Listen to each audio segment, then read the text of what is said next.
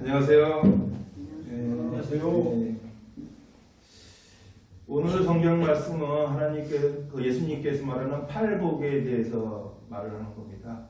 8가지 복이 있는 자에 대해서 말씀을 하는 거거든요. 어떻게 이 심령이 가난한 자는 복이 있다 하시고 애통한 자는 복이 있다고 하시는지 일반인의 생각으로는 이해가 안 되고, 그게 복이 있는 거라고 하시니 사실 진짜로 난해한 얘기입니다. 아마 일반인들이 들으면 그건 복이 아니라 재앙이라고 생각할 수 있는 것들이죠. 마음이 청결한 자는 복이 있나니 그들은 하나님을 볼 것이라는 건 이해가 되지만, 이 애통하고 또 이 의에 줄이고 목마른 자들에게는 그거를 베풀게 하신다는 말씀은 쉽게 일반 이 속세인들이 이해하기는 어려운 일입니다. 그렇지만 우리가 하나님을 믿는 우리들은 이 말 뜻을 아마 알고 있으리라 생각합니다. 저 같은 경우에도 그런 경우를 누차 많이 겪었죠. 제가 만약에 어떠한 시련과 고통이 없었다면 제가 지금의 삶을 살지 않았을 거라고 생각합니다. 아마 여러분들도 이제 젊으신 분들은 잘 이해가 안 될 수 있지만, 인생을 좀 오래 살으신 분들은 이 예수님께서 말씀 이 팔복에 대해서 충분히 갈 것입니다. 지금의 그 고난, 힘든 거, 이게 당시에는 힘들고 고난이지만 지나보면은 그게 나에게 어떠한 새로운 계기가 되고 또 인생의 터닝 포인트가 된다는 것을 아마 경험을 많이 하셨을 거라고 봅니다. 사람이 살면서 우리가 이별이라는 게 있습니다. 우리가 태어나는 순간부터 우리는 이별을 준비해야 된다는 말이 있어요. 왜냐하면 우리가 항상 살면서 만나고 헤어지고를 수도 없이 반복하면서 우리는 인생을 살아갑니다. 그 중에서도 가장 이 슬픈 이별은 혈육 간의 이별이겠죠. 또 그 이후 다음에는 이 친구지간의 이별도 있고, 또 이 동양지간의 이별도 있고, 또 이 이웃하고의 이별도 있죠. 이별의 그 강도는 달라도 어떤 경우는 친족의 이별보다 이웃의 이별이 더 애절할 때도 있고요. 그거는 왜 그러냐면 먼데 있는 친척보다 가까이 있는 이웃이 낫다는 말이 있지 않습니까? 그렇지만 또 때로는 또 혈육은 아무래도 피는 못 속인다는 말처럼 혈육의 이별은 더더욱 애절하죠. 더 애절한 건 뭡니까? 사랑하는 사람과의 헤어짐이 더 애절하겠죠. 그런데 그런 것도 다 시련이라고 할 수 있습니다. 근데 이 시련이 오고 난 다음에 우리가 이 비온 다음에 그 땅이 닫혀진다고 하지 않습니까? 제가 시골에 이 별장이 있는데 그 땅을 한번 헤쳐놨더니 푹푹 빠지는 거예요. 근데 그게 빠지고 비 오고 닫혀지고 눈 오고 나서는 지금 아주 돌덩이처럼 딱딱한 땅이 되더라고요. 삽도 안 들어갑니다. 근데 처음에 땅을 헤쳐놨을 때는 그냥 손으로 퍼도 퍼질 정도로 엉망인 땅도 비 오고 눈 오고 닫혀지면은 삽도 잘 안 들어가게끔 땅이 굳어지더라고요.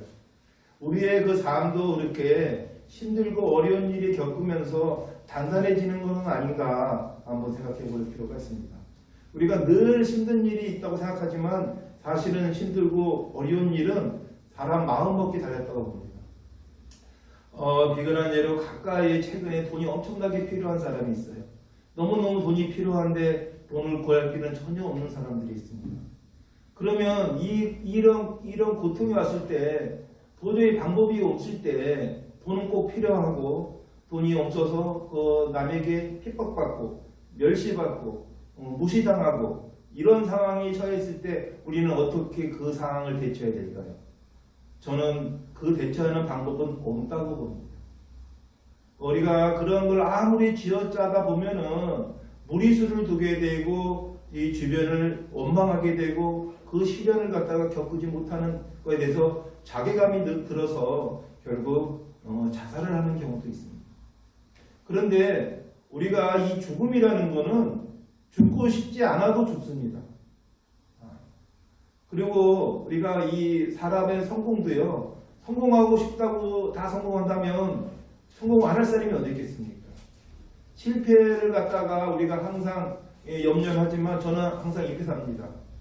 오늘만 열심히 살아라. 내일은 하나님께 맡겨라. 저는 오늘 예수님께서 말씀하신 마지막 말씀 있죠. 기뻐하고 즐거워하라. 하늘에서 너의 상이 큼이라. 너에게 던든 선지자들은 다 이같이 방패하였느니라. 우리 선대에도 다 이렇게 힘들고 어렵게 살았어요. 우리만 힘들고 어렵게 사는 게 아니고요. 또 우리 후대에도 다 어렵게 살 것입니다. 우리가 이 남의 집안은 화목해 보여도 내 집안만 불행하다고 생각하는 경우가 많아요. 우리 형제들만 우애가 없다고 생각하고 남의 형제는 잘 지낼 거라고 생각하는 경우가 종종 있죠. 그런데 다 어느 집구석이든 그 집구석에 가면 속상한 일도 있고 또 안타까운 일도 있고 말 안 듣는 자식도 있고 또 말 안 듣는 딸도 있고 또 부모가 내 뜻을 꺾으려고 해서 내 뜻을 못 펼치는 경우도 있고 또 부모를 멸시하는 경우도 무시하는 경우도 있습니다. 근데 겉에서 보면 어떤가요? 겉에서 보면 다 나보다 나은 것 같고 내 집보다는 나은 것 같고 내 형제 자매보다는 나은 것 같다고 생각하지는 않나요? 그런 삶 자체가 남을 평가하고 예단할 필요가 없다. 우리가 이 살아있는 자체가 이 천국입니다. 우리가 지옥 가봤나요? 안 가봤잖아요. 천국도 안 가봤잖아요. 살아있는 이 현실이 천국인데 영생을 꿈꾸는 사람들이 있어요. 우리가 이 영생을 꿈꾸니까 우리가 반성을 하지 않습니다. 우리가 언젠가는 하나님 나라로 갈 텐데 영생을 꿈꾸고 있어서 나이가 60, 70이 먹어도 남을 용서하지 못하고 남에게 재산을 뺏어서 자기의 부를 취득하려는 사람도 있어요. 참으로 어리석은 삶이죠. 우리가 이 삶 자체가 제 주변에 아주 큰 자금을 움직이는 지인이 있습니다. 이분은 그 돈을 너무너무 아껴서 아주 사랑을 할 정도라고 생각할 정도로 아주 돈을 아주 크게 많이 가지고 있어요. 원래 저한테 옛날에 사금융을 배운 분이에요. 근데 저보다 더 열심히 하셔서 엄청난 돈을 버셨어요. 이분은 이 밥도 꼭 기사식당 가서 밥을 먹어요. 저를 불러요. 아우 차 사장, 제가 사업할 때 얘기입니다. 차 사장 빨리 와봐. 맛있는 거 해줄게. 그럼 전 속으로 합니다. 또 어느 기사식당 하나 또 알아봤구나. 제가 강남에 있으면 저는 맛있는 집은 한정식 5만원짜리나 10만원짜리가 맛있는 집이지 기사식당을 맛있는 집이라고 안 그러는데 그 양반은 꼭 기사식당 가서 맛있는 집을 찾으면 저를 불러요. 명함도요. 사장 명함이 아닙니다. 사장 명함, 부장 명함하고 다녀요. 사장인데 왜 부장 명함하고 다니냐? 어려운 거 할 때 거절할 수 있잖아요. 자기가 사장이면 거절하면 나쁜 사장이 되지만 무엇을 부탁할 때 거절할 때는 나는 해주고 싶은데 우리 부장님이 우리 사장님이 못 해준다 이렇게 자기 책임을 전가하기 위해서 평생 부장입니다. 오히려 자기의 동생이 사장 명함을 하고 다녀요. 근데 실질적으로 그 양반은 부평 인천 남동공단에 그 양반을 돈을 안 갖다 쓰는 사람이 없을 정도로 아주 돈이 많은 사람입니다. 근데 그분이 장애자예요. 그래서 차도 소나타만 타고 다닙니다. 왜냐하면 소나타가 장애인의 2000cc 이하만 혜택을 주기 때문에 그분은 차도 소나타예요. 딸 아들은 BMW 벤츠를 타고 다닙니다. 그런데 이분은 그렇게 아주 검소하게 사는데 그럼 그렇게 검소하게 사는 이분이 좋은 일을 하느냐? 안 합니다. 남한테 베푸는 거 일도 없어요. 돈을 축적하는 게 그 양반의 취미입니다. 그 양반의 돈을 축적하는 게 그 양반의 삶이에요. 그게 좋은가 봐요. 그래서 제가 한 번은 그랬어요. 아니 사장님, 아니 그 돈 죽을 때 가져가는 것도 아닌데 좋은 일에 좀 쓰면 어떨까 했더니 그거는 차 사장이나 해. 차 사장 가서 사람 많잖아. 나는 그냥 돈을 뭘 해? 이러시더라고요. 지금 제 속에는 이해가 안 되는데 저 양반이 영생을 하려고 그러시나 라고 제 나름대로 생각을 해봤는데 사람의 삶의 기준이 그렇더라고요. 저는 그분을 나쁘게 생각하지는 않아요. 왜냐하면 중증 장애자로서 그렇게 부를 이룬 것만으로도 훌륭하다. 예전에 저한테 이제 그 사구명 배우러 올 때만 해도 좀 안타까웠지만 저보다 띠동갑으로 많습니다. 근데 제가 어릴 때부터 이제 40대부터 사구명을 가르쳤기 때문에 그냥 제가 40대 그 양반 한 50 초반이 됐겠죠. 근데 아주 돈독에 올랐다 그러니까 열심히 해서 아주 큰 돈을 벌었습니다. 뭐 저보다 엄청나게 많은 돈을 벌었지만 최근에 그 이제 좀 사기를 당해서 좀 적지 않은 돈을 잃었어요. 그러니까 그 한 30억 정도를 잃었는데 저한테 와서 그 막 죽는 소리를 하는 거예요. 내가 어떻게 벌었는데 그 30억을 날렸다고. 그 30억 조금 있었으면 좋았을 텐데 그러지는 못해요. 늘 그 배고픈 자가 우리가 이 배고플 때 어때요? 뭐가 좀 허기질 때 배고프지 않습니까? 배가 부르면요 좀 마음도 풍요로워집니다. 돈도 그런 것 같아요. 돈도 좀 많으면 마음이 풍요로워지는데 돈이 궁핍하면 마음이 조바심이 생기고 마음이 그 좀 어눌해집니다. 근데 그럴 필요가 없어요. 어차피 돈은 죽을 때 가져가지도 못할 뿐더러 지금 돈이 없어서 힘들다고 해도 그 힘든 거는 또 지나보면은 어디 추억이 되는 경우도 있고 그 힘든 거로 인해서 내가 자아 발전도 되고 또 나한테 좋은 기회가 오더라고요. 저는 그랬어요. 저는 너무 힘들어서 감당할 수 없을 거라 생각해갖고 결국 사업을 접었는데 그 접은 사업 때문에 제가 다른 사업을 할 수 있는 기회가 된 게 너무 많습니다. 그리고 저한테 사기친 사람한테 가서 따지다가 보니까 그 친구한테 좋은 아이디어를 얻어서 큰 돈을 버는 경우도 많아요. 제 의지대로 뭘 해서 사업이 실패했는데 오히려 우연치 않게 왼수한테 얻은 아이디어가 저를 큰 돈을 벌게 해주는 경우도 많았기 때문에 저는 그런 누굴 미워하고 원망하기보다는 그 어려운 상황에 딪혀있을 때 슬그럽게 헤쳐나갔으면 좋겠습니다. 우리가 이 마음이 청결한 자는 복이 있나니 그들이 하나님을 볼 것이요 라는 말이 있습니다. 우리가 그 남을 용서하고 남에게 배려하고 이런 마음이 있으면 우리가 하나님의 볼 수가 있습니다. 하나님이 보입니다. 우리가 어둡고 남을 미워하고 증오하면 누가 보이겠습니까? 악마가 보이겠죠. 그래서 이 마음을 청결해 가지고 살아가는 그 예수님 말씀이 바로 지금 팔복에 해당하는 겁니다. 그들이 긍휼히 여김을 받는다는 얘기도 마찬가지입니다. 긍휼을 여기는 자는 복이 있나니. 우리 스포츠 다독스가 이 봉사를 할 때 이 사람들을 긍휼히 보는 거죠. 아마 우리 그 스포츠 다독스 회장은 아마 본인의 이 주머니가 바닥이 날 때까지 봉사를 할 거라 생각해요. 그러면 누구한테 복이 갈까요? 이 자식한테 갑니다. 네. 어차피 이제는 우리 회장은 이제는 하늘로 갈 날이 가까워지고 자식들은 살 길이 많지 않습니까? 그러니까 복은 자식한테 내려가게 돼 있어요. 그게 하나님의 역사입니다. 시간은 계속 흐르는 거 아닙니까?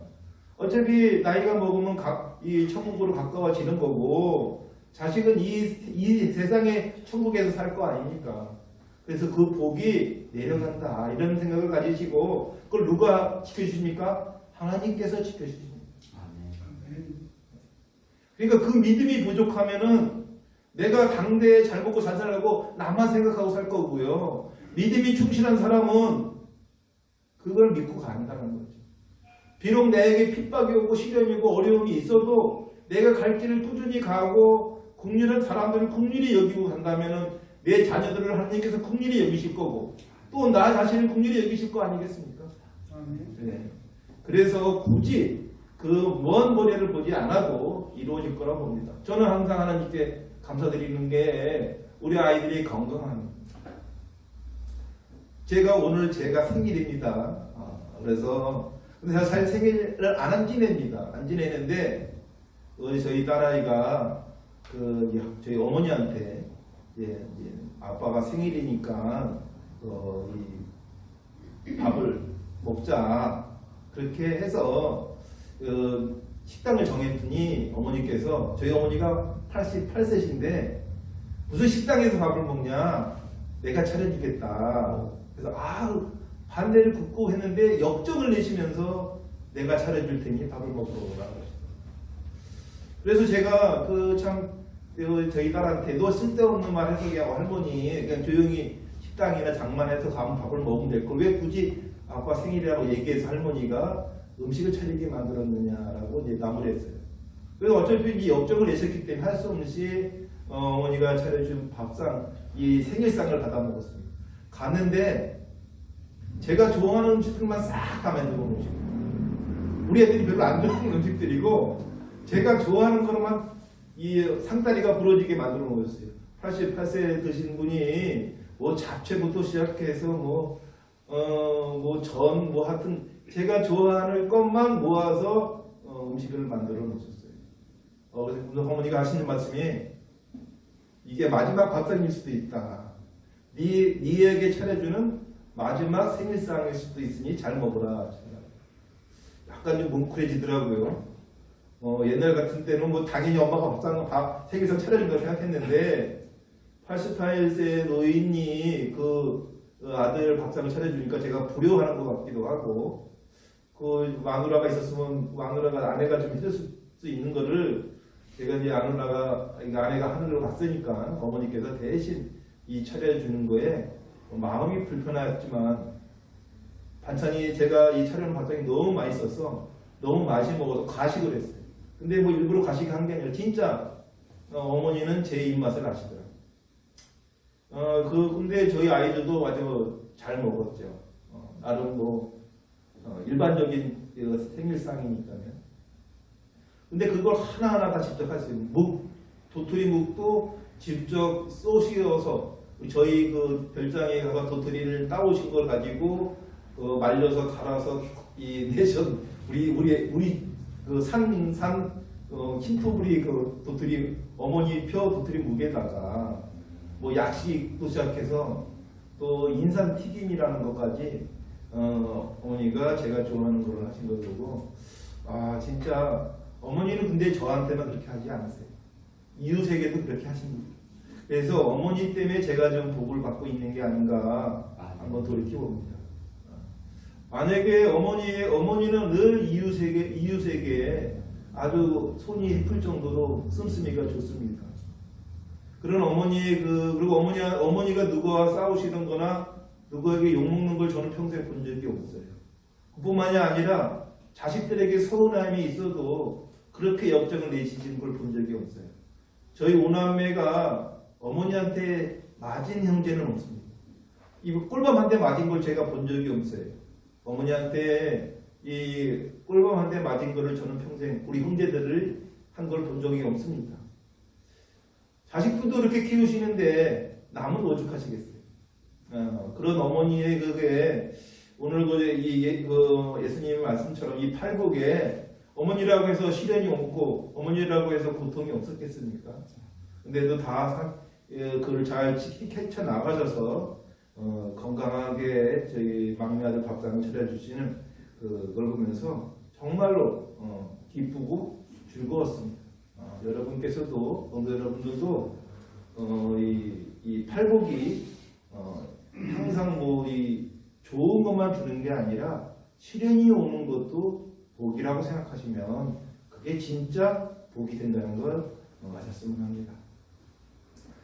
오늘 이 사람이 제가 말씀드렸다시피 다음 성경 구절에 이런 게 있어요. 너희는 소금이고 빛이 되리라는 말씀이 있습니다. 우리가 세상을 살면서 자기 자신만을 위해서 사는 것보다 남을 위해서 사는 게 이게 정말로 행복한 일입니다. 우리가 그 봉사를 한다는 거는요, 자기 자신을 행복하기 위해서 하는 겁니다. 우리가 기부를 하는 것도 기부 받은 사람이 뭐가 좋겠어요? 기부를 주는 사람이 행복한 겁니다. 효도도 마찬가지입니다. 효도를 받는 부모님보다 효도를 하는 자식이 행복한 겁니다. 내가 자식돌이 한다. 다른 형제보다 내가 우리 어머니를, 우리 아버지를 더 잘 모신다. 그 자신의 행복 아닙니까? 그래서 행복하게 살아내면은 기뻐하고 즐거운 마음으로 살아야 된다. 기부를 하는 걸 갖다가 힘들어하거나 봉사를 하는 걸 힘들어한다면 그건 하지 말아야 돼요. 내 자신을 위해서 행복하게 하는 건데 기부를 하면서 불쌍한 사람들을 무시하거나 천시하거나 내가 돈 좀 있으니까 너네들한테 기부하는 거야 라고 마음 먹는 사람이라면 절대 기부하면 안 됩니다. 자기 자신이 행복하다고 하는 기부를 왜 그 사람들이 언제 원했습니까? 그 사람이 달라고 했나요? 달라고 한 적 없잖아요. 자기가 기부하면서 그 기부 받는 사람을 멸시한다면 그건 기부가 아니죠. 봉사도 마찬가지입니다. 봉사도 내가 봉사를 하는 거에 대해서 대가나 바람이 없어야 된다고 생각합니다. 그러한 성도분들이 되신다면 성도분들의 가정에 또 자녀의 하나님의 은혜가 축복이 아주 그냥 많이 내리실 거라고 저는 믿습니다. 아멘. 오늘 이렇게 말씀은 여기서 마치고요. 우리 성도님들 조금 힘드신 일이 혹시 있으시다면 용기 내시고 항상 기뻐하고 즐거운 마음으로 사시기를 축원합니다. 아멘. 아멘.